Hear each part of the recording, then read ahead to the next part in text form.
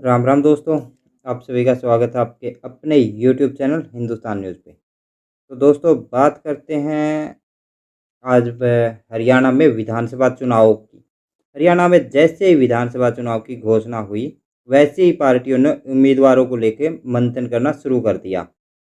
Schedule के मुताबिक 5 सितंबर से नामांकन शुरू होंगे और 12 सितंबर इनकी अंतिम तिथि होगी। इससे पहले पार्टी को प्रत्याशियों की सूची जारी करनी होगी। बीजेपी की चुनाव समिति की पहली बैठक की डेट फाइनल हो गई है। पहली मीटिंग गुरुग्राम में 22 अगस्त से शुरू होगी। यह 23 अगस्त तक जारी रहेगी। इस मीटिंग में टिकटों पर मंथन होगा।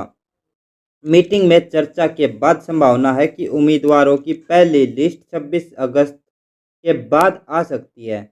इस मीटिंग में मुख्यमंत्री नायब सैनी, प्रदेश अध्यक्ष मोहन लाल बड़ौली, पूर्व मुख्यमंत्री और केंद्रीय मंत्री मनोहर लाल खट्टर, केंद्रीय मंत्री राव इंद्रजीत सिंह और कृष्णपाल गुर्जर, सुधा यादव, ओम प्रकाश धनखड़, ज्ञानचंद गुप्ता, अनिल विज, रामविलास शर्मा और जेपी दलाल शामिल होंगे। भाजपा सूत्रों के मुताबिक भाजपा पहले उन क्षेत्रों की लिस्ट जारी करेगी जिन सीटों पर उन्हें जीत पक्की लग रही है। इसके अलावा दूसरी सूची अगस्त के अंतिम सप्ताह में जारी कर सकते हैं। तो दोस्तों ये थी एक खबर। अब चलते हैं अगली खबर की तरफ। करनाल में कांग्रेस नेता बुद्धि राजा पहुंचे जिला निर्वाचन आयोग, बोले मैं चुनाव हारा नहीं, धोखे से हराया है। पूर्व सीएम खट्टर के सामने लड़ा था चुनाव।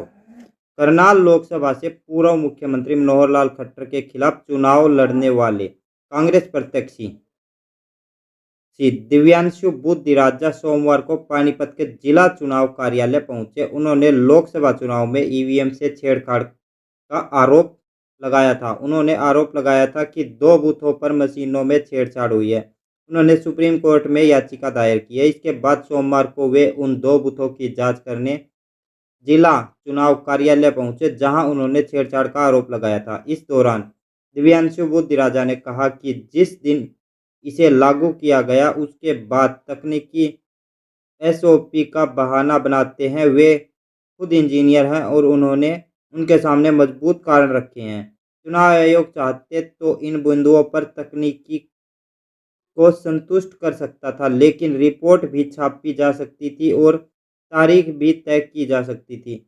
सिंबल भी दोबारा लोड किए जा सकते थे। इन तीनों बिंदुओं को अस्वीकार कर दिया, जिसके बाद उन्होंने वेरिफिकेशन और जांच के लिए भी मना कर दिया।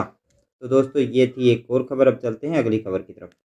तो दोस्तों हरियाणा में डॉक्टर ने बीडीएस छात्रा को किडनैप किया। छात्रा बोली रात भर घुमाता रहा, शादी का दबाव बनाया, इनकार करने पर मारपीट की और गेट के बाहर फेंका। हरियाणा के रोहतक में पीजीआई के डॉक्टर ने छात्रा को किडनैप कर उसके साथ मारपीट की। डॉक्टर ने उसे गाड़ी में ले गया था। विरोध करने पर उसे पीटा, फिर उसे गेट के बाहर फेंक दिया। छात्रा ने इसकी शिकायत पीजीआई एमएस प्रशासन को शिकायत दी। पुलिस ने आरोपी डॉक्टर को गिरफ्तार कर लिया है। पीड़िता का एक वीडियो भी सामने आया जिसमें पीड़िता अपने घाव दिखाती नजर आ रही है। आरोप है कि आरोपी डॉक्टर उससे शादी करने का दबाव बना रहा था, जबकि वह इससे इनकार कर रही थी।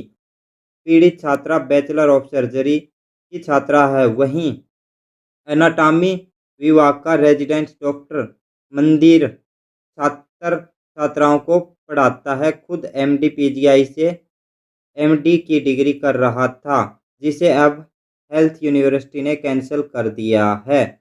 इसके दूसरी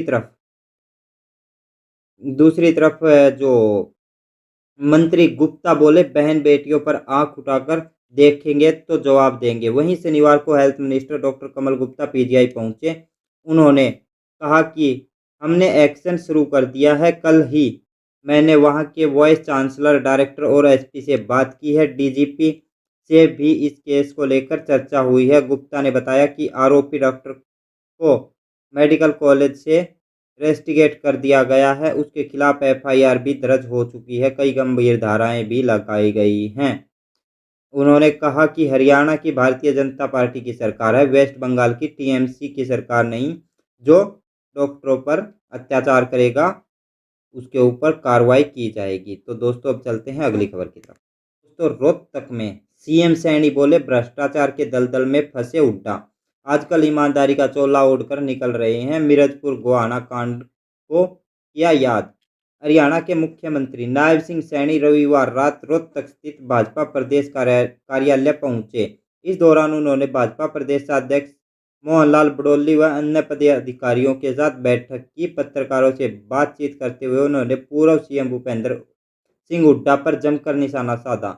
नायब सिंह सैनी ने कहा कि पूर्व सीएम भूपेंद्र सिंह हुड्डा भ्रष्टाचार के दलदल में फंसे हुए हैं, लेकिन आजकल वह मेकअप और ईमानदारी का चोला ओढ़कर सामने आ रहे हैं। सीएम सैनी ने कांग्रेस के पूर्व सीएम भूपेंद्र सिंह हुड्डा के हिसाब मांगे जाने पर निशाना साधा। उन्होंने कहा कि पूर्व सीएम भूपेंद्र सिंह हुड्डा जब सत्ता में थे तो उन्होंने कोई काम नहीं किया। भूपेंद्र सिंह हुड्डा किसान हितैषी होने का ढोंग कर रहे हैं। उनकी सरकार में किसानों को 2-2 रुपए के चेक मिलते थे। हुड्डा किसानों के लिए बनाई गई कमेटी के चेयरमैन थे। फिर उन्होंने स्वामीनाथन रिपोर्ट की सिफारिश क्यों नहीं की।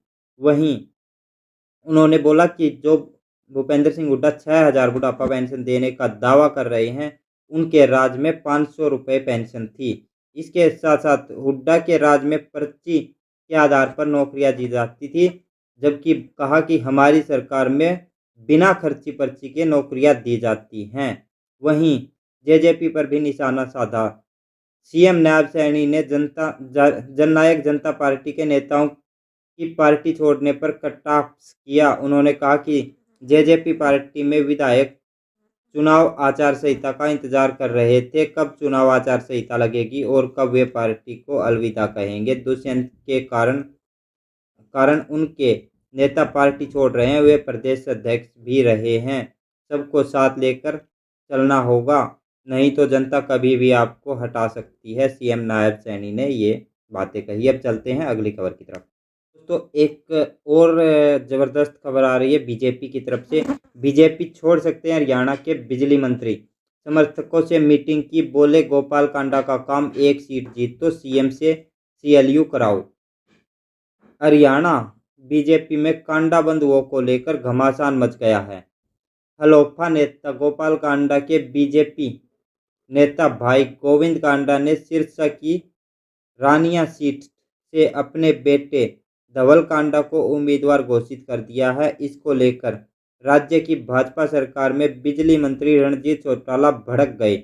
उन्होंने सोमवार को समर्थकों से मीटिंग की, जिसमें भाजपा नेताओं को भी बुलाया गया। इस मीटिंग में रणजीत चौटाला ने कड़ी नाराजगी जाहिर की। रणजीत चौटाला ने गोपाल कांडा को लेकर तीखी बयानबाजी की। रणजीत चौटाला ने कहा, गोपाल कांडा का काम है, एक सीट जीतो और फिर सीएम से सीएलयू कराओ। इस बार ये सिरसा भी हारेंगे। रणजीत चौटाला ने चेतावनी दी कि अगर हलोफा भाजपा मिलकर चुनाव लड़ेंगे और रानिया सीट पर किसी और को उतारा गया तो वह अपना फैसला लेने के लिए मजबूर होंगे। इसी बीच सोशल मीडिया पर चर्चा हो रही है कि 22 अगस्त को पूर्व सीएम भूपेंद्र सिंह हुड्डा की मौजूदगी में रणजीत चौटाला चंडीगढ़ में कांग्रेस ज्वाइन कर सकते हैं। तो दोस्तों ये थी एक और खबर। अब चलते हैं अगली खबरों की तरफ। केंद्रीय मंत्री अश्विन वैष्णव ने कहा, लेटरल एंट्री का कॉन्सेप्ट यूपीए सरकार का है। 2005 का सुझाव हमने लागू किया है। राहुल ने कहा था आरएसएस वालों की भर्ती हुई है। तो दोस्तों ये बात अब है यूपीएससी में लेटरल एंट्री को लेकर नेता प्रतिपक्ष राहुल गांधी ने सरकार पर आरोप लगाए थे कि यूपीएससी के प्रमुख पदों पर आरएसएस से जुड़े लोगों की भर्ती की जा रही है। इसका जवाब देते हुए सोमवार सुबह केंद्रीय मंत्री अश्विन वैष्णव ने कहा, लेटरल एंट्री मामले पर कांग्रेस का पाखंड देश के सामने है। वैष्णव ने एक्स पर पोस्ट में लिखा, यह यूपीए सरकार ही थी जिसने लेटरल एंट्री का कॉन्सेप्ट लाया। दूसरा, प्रशासनिक सुधार आयोग में यूपीए सरकार में ही लाया गया था। यह आयोग की अध्यक्षता वीरप्पा मोइली ने की थी। यूपीए सरकार के कार्यकाल की एआरसी ने सुझाव दिया था कि जिन पदों पर स्पेशल नॉलेज की जरूरत है वह विशेषज्ञों की नियुक्ति होनी चाहिए। एनडीए सरकार ने एआरसी की इस सिफारिश को लागू करने के लिए ट्रांसपेरेंट तरीका अपनाया है। जबकि राहुल गांधी ने इसमें सरकार पर आरोप लगाए थे कि दलित, ओबीसी और आदिवासियों का आरक्षण छीनने की और उनके अधिकार छीनने की ये एक साजिश है। वर्जन संविधान को नष्ट करना है और बहुजनों से आरक्षण छीनना चाहता है। ये राहुल गांधी ने आरोप लगाए थे सरकार के ऊपर। तो दोस्तों अब चलते हैं अगली खबर की तरफ। तो अब बात करते हैं पवार। शरद पवार ने कहा कि पीएम और इलेक्शन कमीशन की राह अलग-अलग। पीएम एक देश एक चुनाव की बात करते हैं, वही इलेक्शन कमीशन 2 राज्यों में चुनाव की घोषणा कर देते हैं। मोदी की घोषणा के अगले दिन चुनाव आयोग ने 2 राज्यों में चुनाव की तारीखें बताई। तो नेशनलिस्ट कांग्रेस पार्टी शरद गुट के अध्यक्ष शरद पवार ने सोमवार 19 अगस्त को कहा कि प्रधानमंत्री और चुनाव आयोग दोनों अलग-अलग बातें करते हैं। पीएम ने स्वतंत्रता दिवस पर वन नेशन वन इलेक्शन की बात कही थी। अगले ही दिन चुनाव आयोग ने 2 राज्यों में अलग-अलग तारीखों में विधानसभा चुनाव का ऐलान कर दिया। प्रधानमंत्री एक बात कहते हैं जबकि सिस्टम दूसरे रास्ते पर चलता है। 78वें स्वतंत्रता दिवस पर राष्ट्र को संबोधित करते हुए प्रधानमंत्री मोदी ने कहा कि बार-बार होने वाले चुनाव देश की प्रगति में बाधा उत्पन्न करते हैं। देश को वन नेशन वन इलेक्शन के लिए आगे आना होगा। इसके बाद 16 अगस्त को चुनाव आयोग ने हरियाणा और जम्मू कश्मीर में चुनाव का ऐलान कर दिया। जम्मू कश्मीर की 90 विधानसभा सीटों पर 3 फेज में और 18 सितंबर से 25 सितंबर और 1 अक्टूबर को वोट डाले जाएंगे। वहीं हरियाणा की 90 सीटों पर सिंगल फेज में 1 अक्टूबर को वोटिंग होगी। दोनों राज्यों के नतीजे 4 अक्टूबर को आएंगे। तो दोस्तों ये थी आज की मुख्य खबरें। आप लोगों को वीडियो कैसा लगा? अगर वीडियो अच्छा लगा हो तो वीडियो को लाइक करो, शेयर करो, चैनल को सब्सक्राइब करो। मिलते हैं नेक्स्ट वीडियो में, तब तक के लिए जय हिंद, वंदे मातरम, भारत माता की जय। जय श्री राम, हर हर महादेव।